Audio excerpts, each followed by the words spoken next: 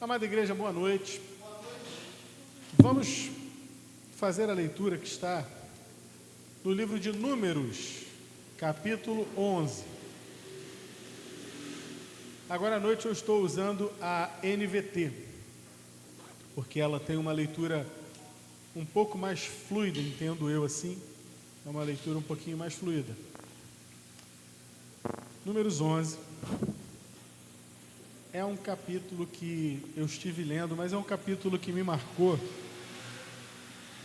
E me marcou de uma tal maneira que eu entendo que tem algumas palavras, algumas mensagens nesse capítulo.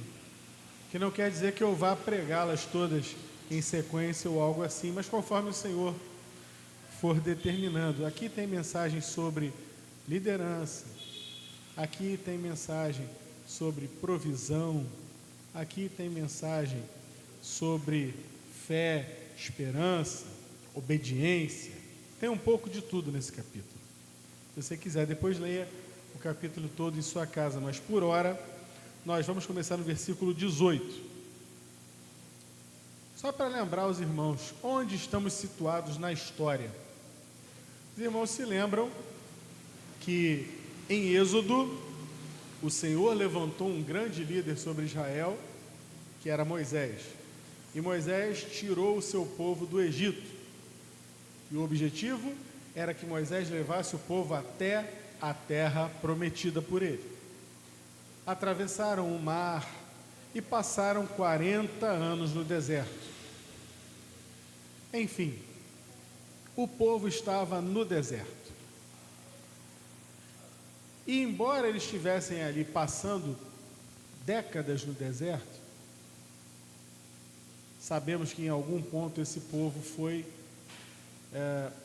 proibido por Deus de entrar no deserto, exatamente por conta de desobediência, por conta de ficarem se lembrando do Egito. E aqui nós temos mais um episódio desses. Um episódio em que esse povo, aquele povo que ainda vinha do Egito, que ainda se lembrava do Egito, começou a murmurar. E se tem uma coisa que a Bíblia nos ensina no Antigo Testamento e no Novo Testamento, é que Deus não gosta de gente que murmura. Porque murmuração, reclamação, embora nesse caso aqui fosse contra o líder, contra Moisés, ela na verdade sempre é uma reclamação contra Deus, porque quem foi que colocou a liderança? Quem foi que deu a visão à liderança? Quem foi que escolheu Moisés para atravessar com aquele povo aquele deserto? Quem foi que deu a Moisés todo o equipamento que era necessário de fé, de coragem, de sinais e maravilhas para que eles atravessassem o deserto? Foi Deus. Portanto, qualquer reclamação contra Moisés, indiretamente era uma reclamação contra Deus. Estamos claros? E a reclamação da vez, volta e meia tinha uma reclamação. Moisés, a água, precisamos de água. Tá bom, Deus vai guiar a gente até a água. Olha, um poço de água, que beleza, vamos cair para dentro. Moisés, mas a água é amarga.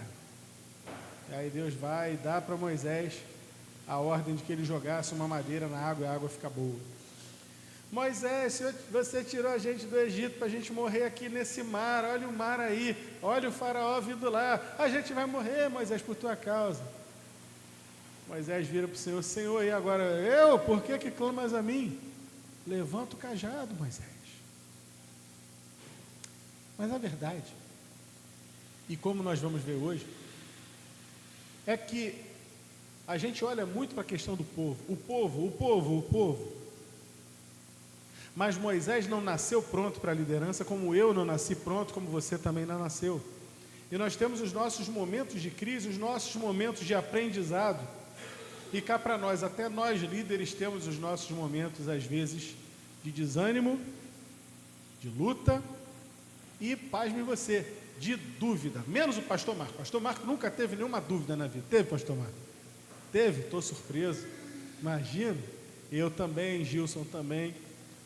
A irmã Janete também, líder do Ministério Infantil. Todos nós temos os nossos momentos de dúvida. Mas o que nós não temos é um Deus que nos abandona no momento de dúvida, no momento da fraqueza. Então o povo aqui nesse momento estava reclamando que queria carne. Olha como era bom, lembra daquela carninha boa que tinha lá no Egito? Rapaz, era. Vamos esquecer aquela parte de que éramos escravos, de que acordávamos miseravelmente cedo, tínhamos que trabalhar de sol a sol, sem descanso, né? Era chibatada nas costas, era a vida toda naquilo ali, desde criança até a idade avançada. Não, isso daí já passou na minha vida.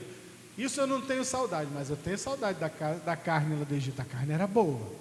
Rapaz, a gente, estou sentindo o gostinho daquela carne boa que tinha lá no Egito. Mas aí Moisés traz a gente para onde? Para esse deserto. Que coisa horrorosa isso aqui. Não aguento mais isso não. Todo dia esse negócio de maná. Foi assim. E aí começa a conversa. Aí Deus entra na história. Verso 18. Deus falando: diga ao povo, consagrem-se. Olha que palavra, Deus já abre dizendo: consagrem-se, purifiquem-se, pois amanhã terão carne para comer. Vocês reclamaram e o Senhor os ouviu quando disseram: se tivéssemos carne para comer, estávamos melhor no Egito. Irmão, eu sei, talvez você saiba o que vai acontecer no final dessa história. A gente nem vai até o final dessa história hoje. Mas só de Deus falar, ouvir, Ele não disse ouvir que vocês queriam carne. Ele deu a reclamação completa e disse: vocês reclamaram e ainda disseram que estariam melhor no Egito. É para temer, é para tremer. Mesmo assim o Senhor disse: vou dar carne para vocês, se consagrem hoje, porque amanhã vai ter carne. Agora o Senhor lhes dará carne, e vocês terão de comê-la.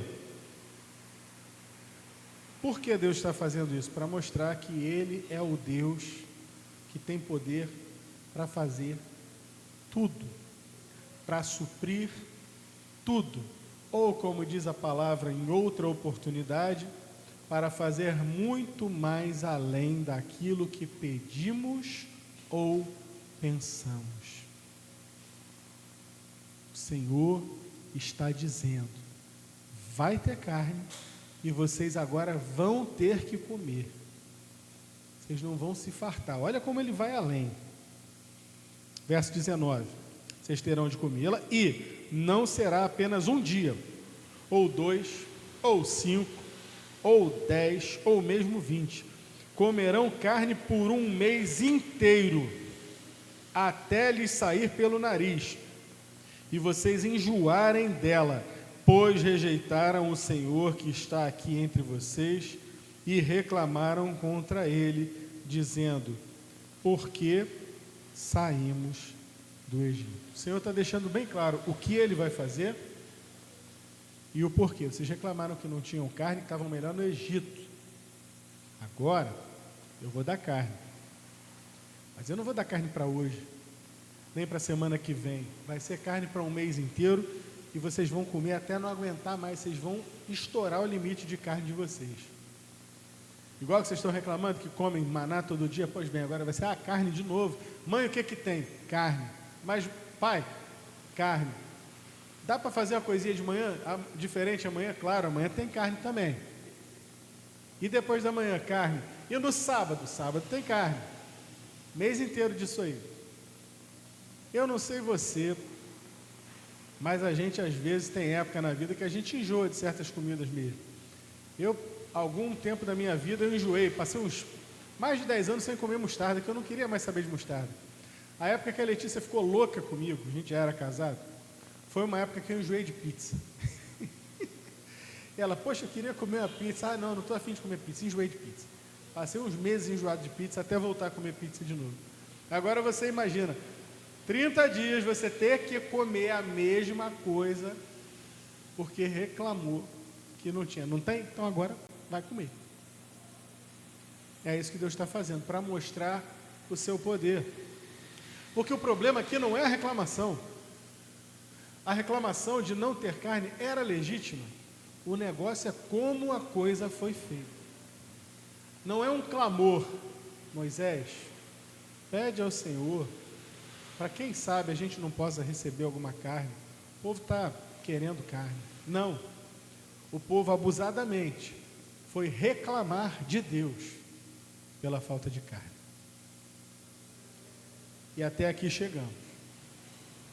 Mas agora vai entrar um outro personagem na história, o próprio Moisés. E olha, para minha surpresa, olha a palavra que Moisés vai dar no versículo 21. Moisés ouviu isso, carne para um mês, até não aguentar mais. Moisés, porém, respondeu ao Senhor. Olha Moisés negociando com Deus. Olha Moisés explicando para Deus os limites de Deus. Moisés respondeu ao Senhor: tenho comigo um exército de 600.000 soldados. O que significa 600.000 soldados? Ou, talvez na sua versão diga 600.000 homens de pé. Significa que só estão contados os homens.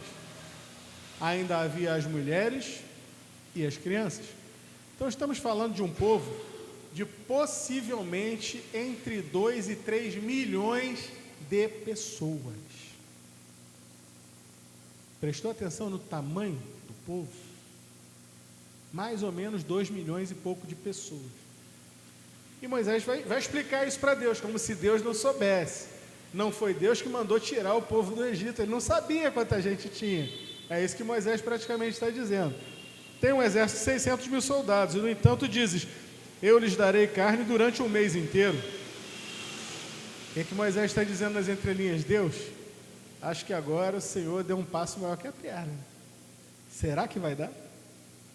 Mesmo que abatêssemos todos os nossos rebanhos, bastaria para satisfazê-los?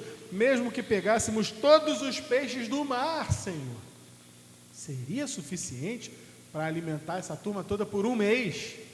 Tudo bem, Senhor, por um dia, vá lá, mas um mês. Moisés pipocou na fé nesse dia aqui. Foi explicar para Deus que Deus tinha falado além do que talvez ele pudesse fazer. Nem Moisés acreditou. Então, o Senhor disse a Moisés: você duvida do meu poder? Agora você verá se minha palavra se cumprirá ou não. E agora, Vânia, nós vamos pular para o versículo 31, direto para o assunto. O que aconteceu no fim das contas, no verso 31. O Senhor mandou um vento que trouxe codornas, está aí a carne, codornas, do lado do mar, e as fez voar baixo por todo o acampamento, numa área de vários quilômetros em todas as direções. Voavam a uma altura de quase 1 metro do chão. Ou seja, as codornas estavam voando baixinho assim, era fácil de pegar. O povo saiu e pegou codornas durante todo aquele dia, toda aquela noite e todo o dia seguinte. Ninguém recolheu menos de 10 cestos grandes. Em seguida, espalharam as codornas por todo o acampamento para secá-las. Até aqui. Só a título de curiosidade, a NVT, embora ela tenha uma tradução melhor, ela trabalhe com cestos e tal, ela não vai dar a dimensão, ela simplesmente diz assim, que cobriu o acampamento por vários quilômetros. Deixa eu explicar melhor. Esses vários quilômetros, na versão Almeida, diz assim, que as codornas cobriram o acampamento e o entorno do acampamento, mais ou menos no caminho de um dia. Amigo, caminho de um dia é coisa de 30 quilômetros. Você sabe lá o que são 30 quilômetros de uma nuvem de codornas? Esse é o tamanho do poder do nosso Deus e porque Ele quis dar essa quantidade. Um enxame enorme, uma revoada, não, enxame não, uma revoada enorme de codornas que ocupou 30 quilômetros e voando a essa altura aqui, isso tudo aqui tomado de codornas, todo esse pedaço de chão aqui. Poder grandioso do nosso Deus, cumprindo algo que Ele havia prometido e que até Moisés tinha duvidado. Vamos falar com Ele. Senhor, Tua palavra é maravilhosa, porque ela não esconde as nossas falhas, ela não esconde as falhas dos líderes, ela não esconde a falta de fé, ela revela a fraqueza do homem e também a excelência do poder do Senhor. Nos alimenta nessa noite, como o Senhor alimentou esse povo, em nome do Senhor Jesus. Amém e amém. Quantas lições tiramos desse texto, meus irmãos? Aprendemos aqui que o nosso Deus é um Deus de provisão. Ele é um Deus de amor. Ele é um Deus também de justiça, com quem a gente não pode brincar. Ele é um Deus de poder e autoridade sobre tudo o que há na natureza. O seu poder é criador, tanto quanto redentor. E eu, quando leio um texto como esse, eu paro e me pego pensando, com quem eu estou lidando? De vez em quando a gente tem que parar para ler a Bíblia. Não importa se você é pastor, líder, diácono, não importa. De vez em quando a gente tem que fazer essa parada e pensar, peraí, com quem é mesmo que eu estou lidando? Eu não estou lidando com alguém que é igual a mim, um homem, a quem eu posso enganar com palavras. Não estou lidando com alguém de quem eu possa esconder alguma coisa. Estou lidando com Deus. Deus sabe todas as coisas. Deus revela aquilo que está oculto e o que está escondido. Havia uma crise de liderança aqui no meio dessa história que eu também tirei.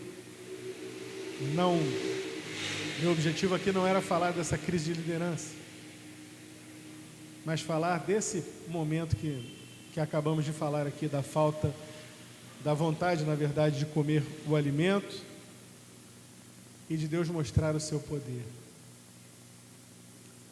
Primeira coisa que aprendemos com esse texto que lemos nessa noite é que com Deus não se brinca. Deus é o Senhor.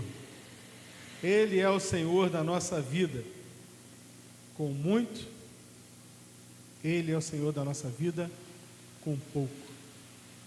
Ele foi Senhor da vida daquele povo durante 400 anos de escravidão. Ele era o Senhor daquele povo após a saída do Egito. Ele ainda é Senhor daquele povo e para sempre será. O Senhor nunca deixou faltar nada ao seu povo. E a Bíblia, em algumas oportunidades, nos revela isso, que nós devemos ter cuidado. Cuidado quando nos dirigimos a Deus. Quando te dirigires a Deus, sejam poucas as tuas palavras, pois Deus está no céu e tu estás na terra. Quantas vezes nós não atentamos para esse texto? Que nós devemos ter cuidado com a nossa boca, cuidado com aquilo que levamos diante de Deus, cuidado com as palavras que damos a Deus, como por exemplo o Novo Testamento vai nos alertar, que é melhor não fazer um voto diante de Deus do que fazer e não votar, porque o Senhor vai cobrar. O Novo Testamento também nos alerta, por exemplo, não sejam muitos de vós mestres. Engraçado que às vezes a gente pensa certas coisas, na minha singela e modesta opinião, quanto mais irmãos mestres tivéssemos, talvez fosse melhor para a igreja. Mas Eu é que estou errado, a Bíblia é que está certa. Porque ela vai dizer, cuidado, não busquem todos vocês serem mestres, porque vão ser cobrados mais. Por quê? Porque quem é muito é dado, muito será cobrado. Agora, isso com relação a coisas boas, como por exemplo o fato de ser um mestre na casa do Senhor. E Deus leva a sério, Deus cobra. Agora imagina você, aliás, eu não preciso fazer esse exercício de imaginação, porque está escrito, né? Já lemos nessa noite. O que acontece quando nós falamos o que é mal diante de Deus? Quando nós falamos o que é mal, era melhor ter ficado no Egito. É o tipo de frase que não devia sair da boca de um hebreu nem de brincadeira. Mas a gente percebe que saiu de um coração magoado, de um coração de alguém que estava abusando da bondade de Deus, de um coração de gente que estava sendo tratada maravilhosamente bem pelo Senhor e que estava se sentindo mimado, igualzinho criança mimada. Ah não, mas eu queria comer carne. Não, mas lá no Egito tinha carne, que absurdo que não tem carne assim, não tem carne aqui para a gente. Precisamos aprender com quem estamos lidando. Deus é nosso Pai, Ele é o nosso provedor, Ele nos dá todas as coisas. Agora, fala com Deus, fala honestamente. Esse aprendizado fica para nós nos dias de hoje, porque hoje nós talvez façamos uma outra abordagem desse tipo de coisa. Talvez você diga, não, mas eu não faço isso com Deus, é porque eu nunca fui escravo, então eu nunca vou dizer, era melhor do que no tempo da escravidão e tal. Não, mas você faz coisas iguais, de uma maneira diferente. Senhor, por que eu estudo, eu me consagro, eu leio a palavra, eu vou à igreja, eu oro, eu trabalho na casa de Deus, eu estudo na minha vida secular, eu trabalho bem, direitinho, não defraudo ninguém. Por que eu não sou colocado como gerente? Por que eu não sou o supervisor lá de onde eu trabalho? Por que foi o ímpio? Não vale a pena servir ao Senhor. É a mesma coisa, é a mesma vibe. Cuidado com esse tipo de pensamento. Faz o teu, faz com honestidade, mas coloca diante de Deus isso, sem reclamar, sem murmurar. Apenas coloca, Senhor, de coração eu gostaria, como teu filho, de agradecer pela bênção de ser teu filho, por ter sido salvo pelo Senhor Jesus, por pertencer a um reino que eu não fiz nada por ele para ganhá-lo. Tudo que eu tenho foi por graça, é um favor imerecido. Eu gostaria de clamar ao Senhor um outro favor imerecido. Eu sei que eu não mereço, às vezes eu sou tentado a achar que eu mereço, quando eu me comparo com os outros. Mas, Senhor, eu não quero me comparar com os outros. Eu quero simplesmente colocar essa petição aqui aos teus pés. Considera uma posição melhor para mim, para que eu possa sustentar a minha casa, para que eu possa avançar na minha vida. O Senhor tem aberto portas para outros. Louvado seja o Senhor sabe todas as coisas.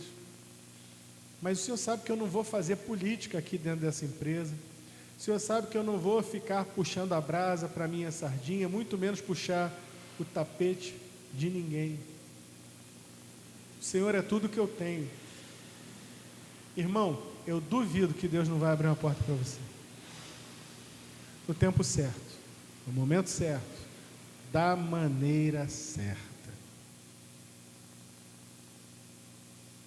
Reclamar, murmurar, não vai levar a lugar nenhum. Aliás, vai sim, vai levar a ira de Deus, não foi isso que nós vimos aqui? E tem muito crente por aí, eu creio nisso, que não está avançando porque não para de murmurar, porque não para de se comparar, Porque ao invés de olhar para o Senhor e pedir a bênção, está olhando para os outros com inveja, está olhando para os outros com despeito. Mas eu sou melhor, eu faria melhor. Ah não, agora eu vou mostrar também que eu sou melhor, que eu vou fazer melhor. Não é porque agora ele é meu chefe, que está acima de mim, é meu supervisor, é meu gerente, que eu vou deixar as coisas, entregar as coisas barato assim para ele, não. Tem gente assim. Não seja essa pessoa. Faça o bem. Nós somos chamados para fazer o bem. Quer carne? Peça carne. Mas não reclame porque Deus permitiu que o teu vizinho tivesse carne e você nesse momento, de repente não. Isso pode ser um teste para a sua fé. A fé do povo, aliás, foi testada. E eu me surpreendi mais uma vez ao ler esse texto, quando eu vi que a fé de Moisés também foi atingida. Porque Deus foi muito além. Aprendemos com isso, a segunda lição desse texto, que Deus não só pode fazer, como Ele vai fazer. E quando Ele faz, Ele pode fazer de uma maneira absurdamente superior a tudo aquilo que pedimos ou pensamos. Ele fez para mostrar que Ele podia fazer, para mostrar que não era falta de poder, para mostrar que Ele é Deus.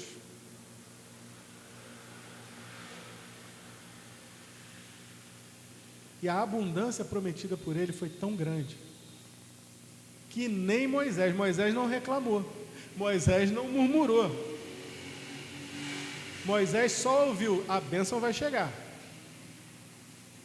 Mas mesmo Moisés, que não tinha culpa naquela murmuração, ao ouvir a promessa, ele chegou a duvidar, pastor Marco, não aguentou. Não, peraí, 30 dias, Senhor, ele olhou para os rebanhos e disse, Senhor, se matasse esses rebanhos todos, não dava para 30 dias. Ele olhou para o mar e disse, se matarmos, se pegarmos todos os peixes do mar, não dá para 30 dias para esse povo todo. Deus mostrou de maneira muito clara que Ele pode dar mais do que todos os peixes do mar. Aliás, o filho dele, quando veio, multiplicou 2 peixinhos para 5.000 e sobraram 12 cestos. Ele é o Deus de provisão ou não é? Ele pode ir muito além daquilo que pedimos ou pensamos, meus irmãos. Deus é Deus de provisão. A Bíblia fala sério quando ela diz, que está lá no Salmo 37, fui moço, agora sou velho, nunca vi desamparado um justo, nem a sua descendência mendigar o pão. É sério.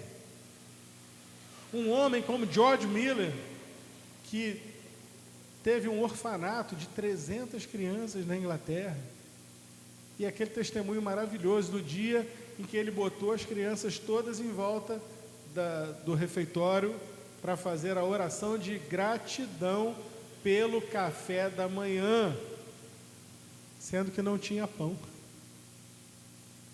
Aquele homem confiou em Deus. Eu diria que pontualmente aqui, se a gente comparar com Moisés, ele confiou além de Moisés, foi além de Moisés, que Moisés ouviu da grandeza que Deus prometeu e duvidou, tanto que Deus faz a pergunta, você está duvidando do meu poder? George Miller não duvidou. George Miller juntou as crianças e disse, vamos orar em gratidão pelo café da manhã. E ao acabarem a oração, chegou a provisão. O padeiro do rei ia perder toda a produção, porque o pão não foi achado de acordo pelo palácio naquele dia. E aquelas crianças, órfãs, comeram o pão do rei naquela manhã, mostrando que Deus é Deus de provisão. Meus irmãos, não duvida do poder de Deus, não. Eu sei que Moisés duvidou. Eu sei que eu tenho, às vezes, os meus momentos de dúvida, e não são poucos, não. E eu sei que você tem também. Mas olha, escolha crer. Escolha crer, mesmo quando a coisa pareça absurda. Absurda. Senhor, não tem pão, vamos agradecer pelo quê? Vamos agradecer, porque Deus é rei, Ele está no céu, e de lá Ele dá a provisão. Ele fez chover maná, pão do céu, por 40 anos, nunca antes ninguém tinha visto aquilo, e depois que cessou, nunca mais ninguém viu. Deus pode abrir caminhos onde não há caminhos. Deus é criador, Ele não falha na provisão do seu povo. Vimos que onde abundou a dúvida, superabundou o poder de Deus. Por último, aprendemos também que todos nós temos lições a aprender. Desde o povo, a pessoa mais simples, passando por aqueles mal intencionados que certamente queriam desbancar Moisés, chegando até mesmo o líder. Ninguém está pronto. A lição é essa: ninguém está pronto. Eu não estou pronto. Pastor Marcos não está pronto. Pastor Eimaldo, com 90 anos, não está pronto. Todos nós temos muito a aprender com o poder de Deus, com a palavra de Deus. Precisamos então olhar para a sua palavra com humildade e pedir: Senhor, me alimenta com essa tua palavra, porque eu preciso entender o que o Senhor tem para mim hoje, o que o Senhor tem para minha família hoje, o que o Senhor tem para a nossa igreja hoje. Senhor, me ajuda a crescer na fé. Senhor, faz a tua obra na minha vida, que eu possa ser amanhã, ter mais fé do que tive hoje. Precisamos aprender a crescer. Não tenha medo de crescer, meu irmão. Não tenha medo. Entrega o teu caminho ao Senhor mais uma vez hoje. Confia nele mais uma vez hoje. E pode ter certeza que Ele tudo fará. Amém? Senhor, graças te damos por essa palavra, por esse aprendizado. Ensina-nos a confiar no teu poder. Ensina-nos a aprender a nos dirigir ao Senhor. O Senhor Jesus nos ensinou muito bem, inclusive. Ao nos ensinar a orar, Ele nos disse que nos apresentássemos a Ti, chamando-o de Pai, e declarando todas aquelas coisas, que o Senhor está no céu, que o Teu nome é santo, santificado seja o Teu nome, que devemos ansiar pela vinda do Teu reino, e tantas outras coisas que Ele vai nos ensinando. Primeiro é o Senhor, a primazia é do Senhor. Primeiro devemos louvar e engrandecer o nome do Senhor, reconhecer quem Tu és, saber com quem estamos falando. E todas as demais coisas, elas virão no tempo devido, porque são decorrentes do Teu amor, da Tua ação nas nossas vidas. Ó Pai amado, aquece os nossos corações com essa certeza de que o Senhor é por nós. E se Deus é por nós, ó Pai, quem será contra nós? Se Cristo está conosco, se o amor de Cristo está em nós, nada poderá nos separar do amor de Cristo, nem fome, nudez, perigo, espada, tribulação, nem qualquer outra criatura, nada pode nos afastar do amor de Cristo Jesus, nosso Senhor, que habita em nós, que está em nós. Ajuda-nos, Pai, a chegar diante de Ti com as nossas petições, em temor, em tremor e também com confiança, sabendo que nenhuma das Tuas promessas jamais caiu. Fortalece a fé da Tua igreja, nos dá uma semana para vivermos essa fé, para vencermos pela fé no nosso Senhor, e não abramos a nossa boca para murmurar. Tira a boca de murmuração do meio do teu povo. Coloca em nós uma fé realmente relevante. Coloca em nós uma fé que te agrada. Em nome do Senhor Jesus, nós assim oramos. Amém e amém.